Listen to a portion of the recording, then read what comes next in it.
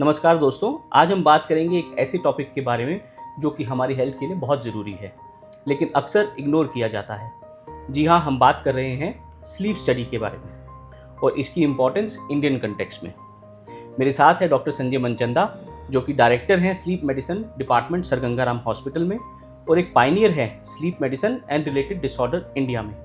स्वागत है आपका डॉक्टर मनचंदा। Thank you. तो डॉक्टर संजय, पहले ये बताइए कि स्लीप स्टडी क्या होती है? देखिए, स्लीप स्टडी किसी भी इन्वेस्टिगेशन की तरह एक ऐसा टूल है जिसमें हम ये जांचते हैं कि पेशेंट को किस प्रकार का स्लीप डिसऑर्डर हो जाएगा, क्योंकि आपको ये जान के हैरत होगी कि there are more than 80 sleep disorders, यानी 80 से ज़्यादा स्लीप डिसऑर्डर्स हैं। तो ये कोई एक या दो चीज़ें नहीं हैं, जैसे it's a complete subject in itself, ये अपने में एक पूरा का पूरा विषय है।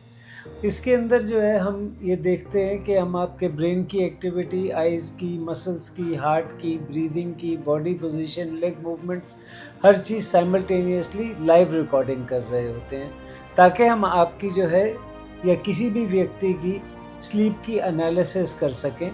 और ये एक ऐसा टूल है जिसके ज़रिए हमें जो है उस डायग्नोसिस पे पहुंचने में आसानी होती है और तभी हम उसका सही निवारण या सही तरीके का इलाज कर सकते हैं। बहुत बढ़िया सर। ये बिल्कुल भी मुझे पता नहीं था कि करीबन 80 तरीके की स्लीप स्टडी से रिलेटेड प्रॉब्लम्स बीमारियां हो सकती हैं। ये तो बहुत बड़ा नंबर है। आप प्लीज़ अब ये बताएं कि इंडियन कंटेक्स्ट में कौन सी ऐसी प्रॉब्लम्स हैं, कौन से ऐसे कॉमन स्लीप डिसऑर्डर्स हैं जो होते हैं? इंडियन कॉन्टेक्स्ट और वेस्टर्न कॉन्टेक्स्ट में कोई ख़ास फ़र्क नहीं है। हर तरीके के स्लीप डिसऑर्डर्स होते हैं, जिसके अंदर जो मेजॉरिटी चंक लेते हैं वो अलग अलग किस्म के इंसोम्नियाज, रादर मैं उनको डिसोम्नियाज कहना चाहूँगा, क्योंकि इंसोम्निया एक कंप्लीट लॉस ऑफ स्लीप है जो कि रेयर है, लेकिन dyssomnia is poor quality of sleep, यानी बुरी क्वालिटी की स्लीप। उसको आम तौर पे पेशेंट जो है उसे कहते हैं कि मुझे नींद नहीं आती है, तो इसलिए जो है डिसोम्निया एक ज़्यादा सही लफ्ज़ है। तो there are a lot of things, तो उसके अंदर हमारा इंसोम्नियाज हैं अलग अलग किस्म के। स्लीप एपनिया है। स्लीप एपनिया का शाब्दिक अर्थ है स्लीप यानी नींद, और apnea is stoppage of breath यानी सांस रुकना।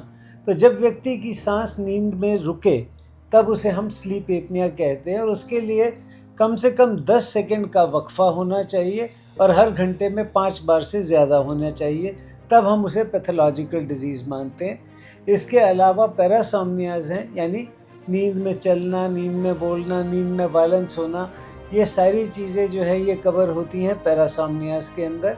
इसके अलावा एक ऐसी कंडीशन है जिसे रेयर कंडीशन कहा जाता है, लेकिन वो इतनी रेयर है नहीं, क्योंकि अंग्रेज़ी में एक कहावत है, what mind does not know eyes do not see.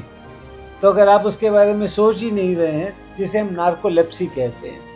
तो नार्कोलेप्सी एक और कंडीशन है, ये जेनेटिकली से डिराइव्ड कंडीशन होती है।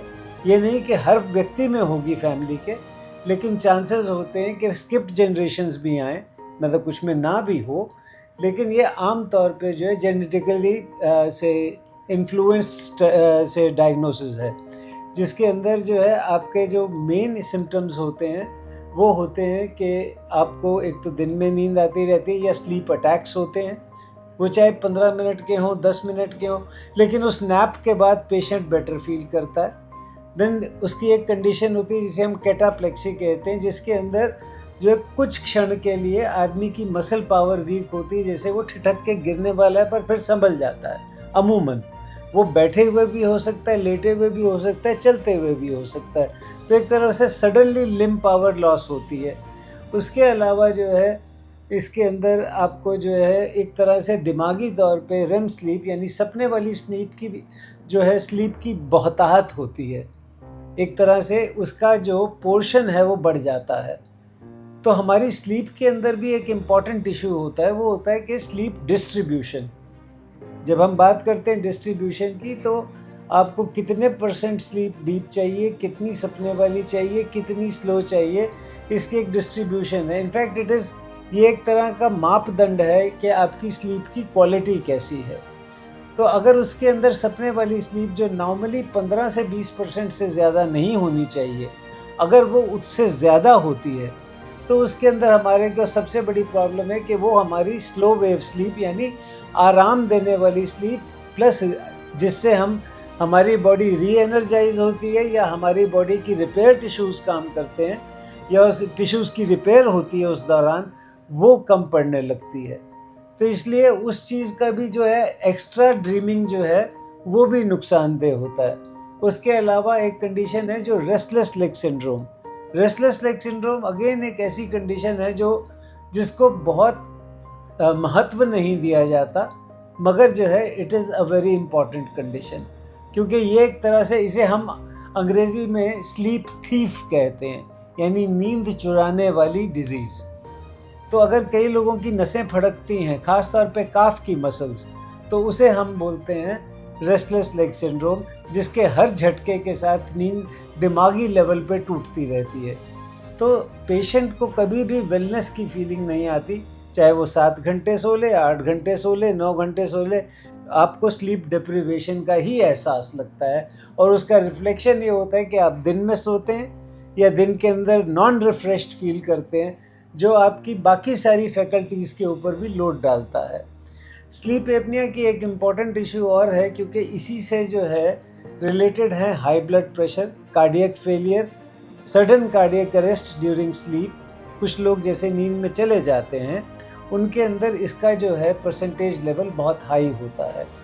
और इसके अलावा स्ट्रोक्स का ये सबसे बड़ा कारण है, और किसी भी प्रकार का स्लीप डिसऑर्डर, ये जो है आप समझ लीजिए 1/3 कारण है किसी भी रोड साइड और इंडस्ट्रियल एक्सीडेंट्स का। तो डॉक्टर संजय, अगर किसी को लगता है कि उन्हें स्लीप डिसऑर्डर हैं, तो उन्हें क्या स्टेप्स लेने चाहिए? देखिए, यहाँ पे मैं पहले आपको 2 बहुत अच्छे कोट्स दे देता हूँ स्लीप के बारे में। रेशैफन, जिन्होंने स्लीप की स्टेजिंग की थी, उन्होंने एक बहुत खूबसूरत लाइन कही थी कि if sleep does not perform an absolutely vital function, then perhaps this is the biggest mistake the evolutionary process has made. कि हमारी ज़िंदगी का 1/3 हिस्सा बिना किसी कारण ले लिया गया, मगर ऐसा नहीं है, क्योंकि नेचर इज़ नॉट अनकाइंड, मतलब कुदरत हमारे ऊपर इतनी ना मेहरबान नहीं है। ये हमारी रिकवरी के लिए, हमारी मेमोरी कंसोलिडेशन के लिए, इन सब के लिए बहुत बहुत ज़रूरी है। और जो एक दूसरा बहुत खूबसूरत कोट है वो ये है कि वैसे तो बहुत सारे स्लीप डिसऑर्डर्स हैं, लेकिन ignorance about sleep is the biggest of them all. यानी अगर आप उसके बारे में सोच नहीं रहे तो आप सबसे बड़ी गलती कर रहे हैं, ये सबसे बड़ा स्लीप डिसऑर्डर है।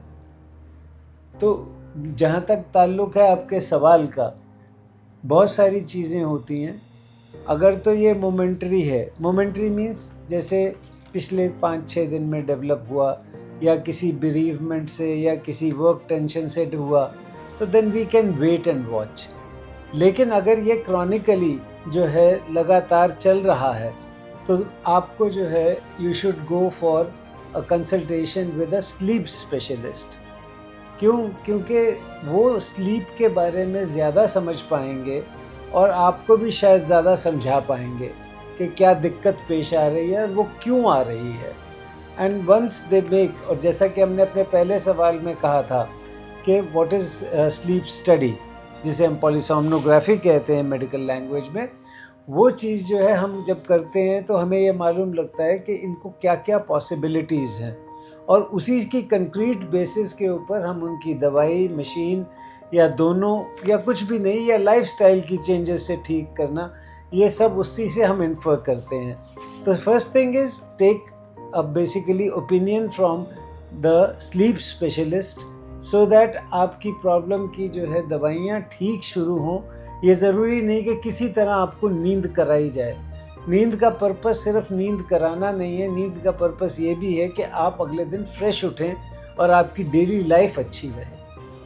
ठीक है सर, एक कॉमन क्वेश्चन है कि जैसे अगर किसी को स्लीप स्टडी करवानी हो, जैसे कि आप जानते हैं कि बहुत पेशेंट्स हॉस्पिटल आने से या उस हॉस्पिटल में रहने से डरते हैं, तो क्या ये इसका हॉस्पिटल में ही करवाना ज़रूरी है या ये घर पे भी हो सकता है? देखिए, इसके लिए 2-3 चीज़ें हैं। सबसे पहली चीज़ ये है कि कुछ होते हैं जो सिंपल स्लीप डिसऑर्डर्स ऐसे होते हैं जिनको हम घर के अंदर जो है ट्रीट कर सकते हैं। लाइक स्लीप एपनिया की स्टडी हम घर पे कर सकते हैं, मगर जब हम डील कर रहे होते हैं इंसोम्निया से, पैरासोम्निया यानी नींद में चलना बोलना, एक तरह से स्लीप वायलेंस करना, या फिर हमारे जो है कोई और प्रॉब्लम जैसी होती है रेस्टलेस लेग सिंड्रोम, ये तो इसके अंदर हमारे को जो है अंडर ऑब्जर्वेशन करें, क्योंकि हमारे पास लाइव डेटा कवरेज हो रही होती है, तो हमें जो है एक तरह से इमीडिएटली पता चलता जाता है कि क्या है। और जब हम ट्रीटमेंट करते हैं तो वो भी लाइव होती है, क्योंकि इनमें से कई स्लीप डिसऑर्डर कई बार को एग्जिस्ट भी करते हैं। तो we have to choose, pick and choose patient correctly. हर एक को जो है हम एक ही मापदंड के ऊपर नहीं यूज़ कर सकते, और ये नहीं है कि भाई स्लीप स्टडी घर पे करवा लो। शॉर्टकटिंग जो है that is a bad thing. वो आप जो है सोचो कि मैं शॉर्टकट ले लूँ तो वो गलत है। लेकिन हाँ, अगर कुछ केसेस ऐसे होते हैं जिनके अंदर हम ये सब कुछ कर सकते हैं, तो वो चीज़ जो है हम ज़रूर कवर करते हैं, उसको हम कर सकते हैं घर पे। बहुत बहुत धन्यवाद डॉक्टर संजय इतनी इम्पोर्टेंट जानकारी शेयर करने के लिए। तो दोस्तों, आपने सुना कि स्लीप स्टडी कितनी ज़रूरी है, और अगर आपको लगता है कि आपको स्लीप रिलेटेड प्रॉब्लम्स हैं तो देर मत कीजिए और आज ही अपने डॉक्टर से संपर्क करिए। डॉक्टर संजय इस फील्ड के विशेषज्ञ हैं, स्पेशलिस्ट हैं, और doctor sir Ganga Ram hospital में इस डिपार्टमेंट के डायरेक्टर हैं। तो स्वस्थ रहिए, खुश रहिए। नमस्कार। नमस्कार।